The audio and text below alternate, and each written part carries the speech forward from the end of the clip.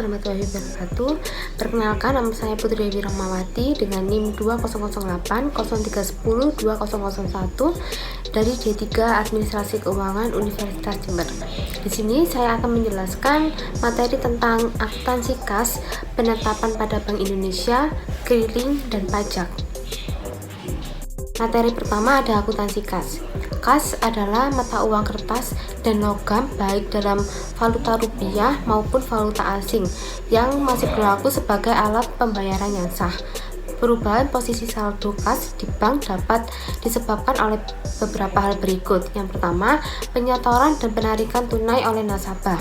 Yang kedua, penyetoran kepada Bank Indonesia atau penarikan dari rekening bank yang bersangkutan di Bank Indonesia. Yang ketiga, penggunaan untuk transaksi internal bank seperti untuk dana kas kecil, pembayaran biaya-biaya operasional, biaya gaji, dan sebagainya. Transaksi internal bank syariah dapat dibedakan menjadi dua jenis, yaitu tanpa menggunakan kas kecil dan dengan menggunakan kas kecil. Untuk transaksi tanpa menggunakan kas kecil, bank biasanya melakukan pembayaran via rekening. Adapun transaksi dengan menggunakan kas kecil biasanya dilakukan untuk transaksi yang nilai rupiahnya relatif kecil, antara lain untuk pembayaran konsumsi, biaya transport, biaya langganan koran atau majalah, dan biaya listrik atau air. Akuntansi kas kecil pada bank dapat menggunakan sistem dana tetap atau impress fund system maupun sistem dana berfluktuatif atau fluctuating system.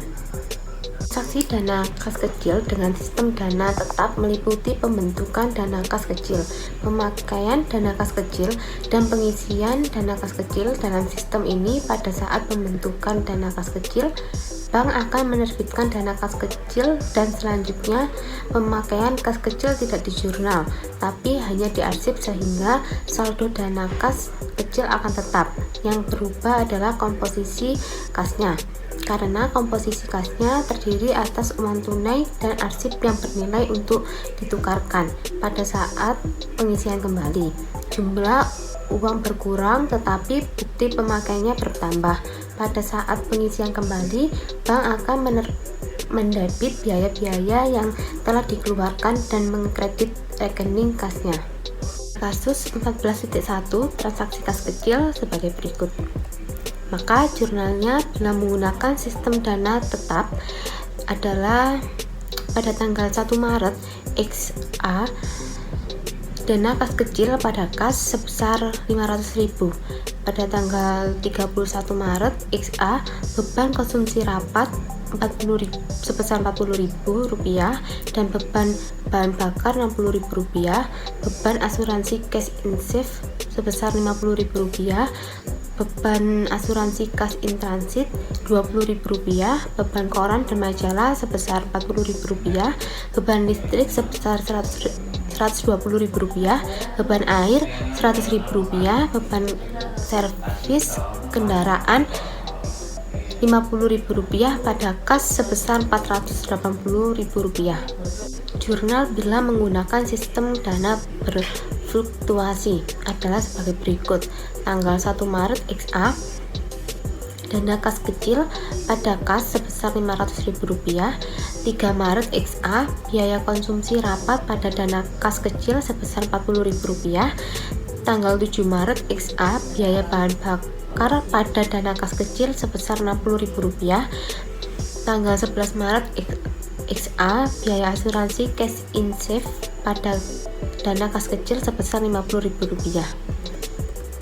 Akuntansi kas untuk penyetoran dan penarikan oleh nasabah melalui teller. Variasi transaksi penyetoran dan penarikan oleh nasabah melalui teller didasarkan pada lokasi. Berikut akan ditunjukkan bentuk jurnal pada masing-masing lokasi transaksi. Yang pertama ada transaksi setoran kas di cabang sendiri.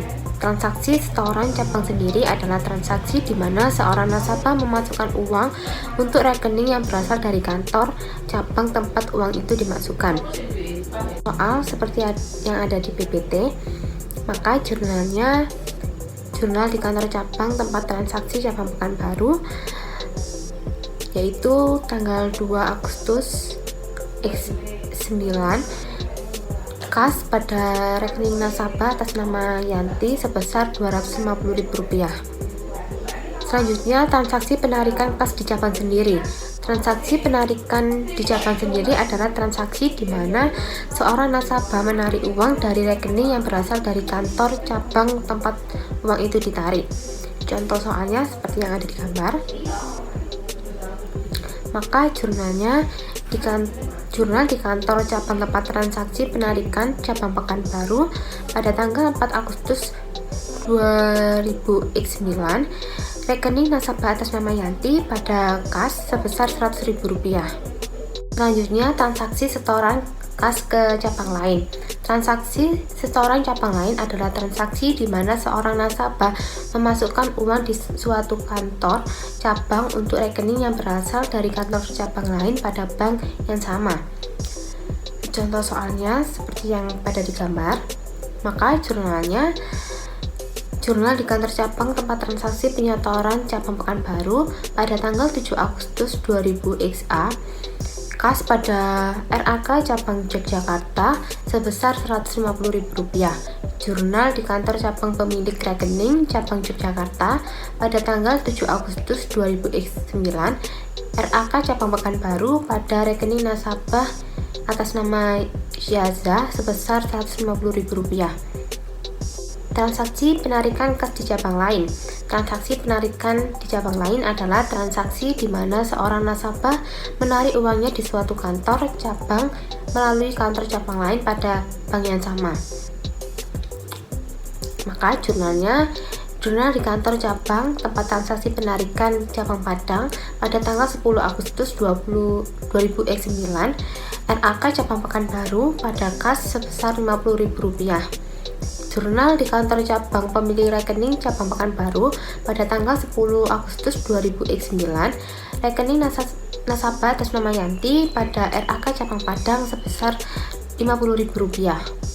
Selanjutnya, akuntansi kas melalui automatic teller machine atau ATM.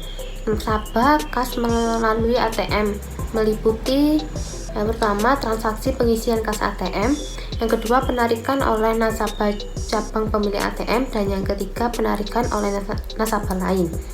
Pengisian kas ATM. Transaksi pengisian kas ATM merupakan transaksi bank mengisi kas yang terdapat dalam ATM. Misalkan pada tanggal 12 Agustus 2009, cabang Jakarta melakukan pengisian ATM-nya sebesar Rp100.000.000, maka jurnalnya adalah sebagai berikut. Pada tanggal 12 Agustus 2009, kas ATM pada kas sebesar Rp100.000.000. Penarikan kas oleh nasabah cabang pemilik ATM.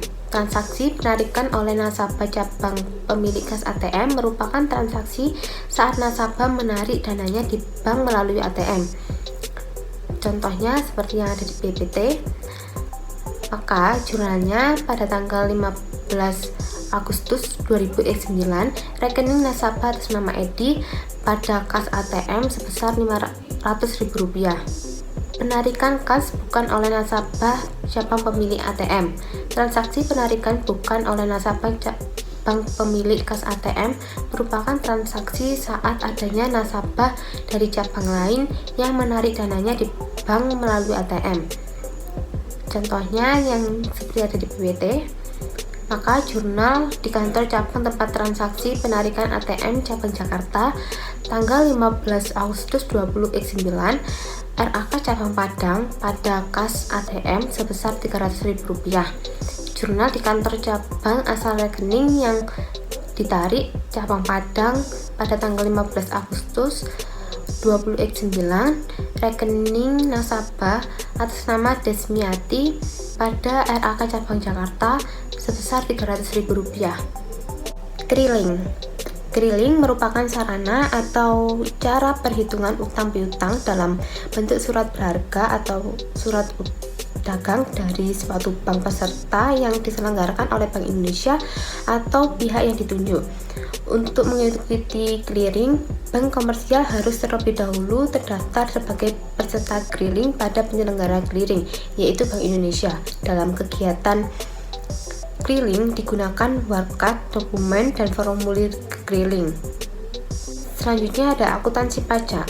Akuntansi bank syariah yang mengakibatkan bertambahnya pendapatan seorang merupakan objek pajak yang harus dibayarkan kepada negara. Berikut adalah beberapa jenis objek pajak yang terkait dengan aktivitas bank syariah serta tarif pajak yang dikenakan. Yang pertama, penerimaan bonus giro wadiah oleh nasabah giro wadiah dikenakan pajak PPh pasal 4 ayat 2 giro sebesar 20% dari bonus yang diterima nasabah. Yang kedua, penerimaan bagi hasil oleh nasabah, giro mudrabah, tabungan mudrabah, dan deposito mudrabah dikenakan pajak PPh pasal 4. Ketiganya dikenakan pajak sebesar 20% dari bagi hasil atau bonus yang diterima. Yang ketiga, penghasilan yang diterima pegawai bank syariah dikenakan PPh pasal 21, perorangan dikenakan pajak 10%. Yang keempat, penghasilan bank syariah yang dikena pajak dikenakan PPh 21 dan yang kelima, dividen yang dibayar bank syariah kepada pemegang saham dikenakan PPh pasal 4 dividen. Demikian materi yang bisa saya sampaikan. Jika ada salah kata, mohon maaf. Wassalamualaikum warahmatullahi wabarakatuh.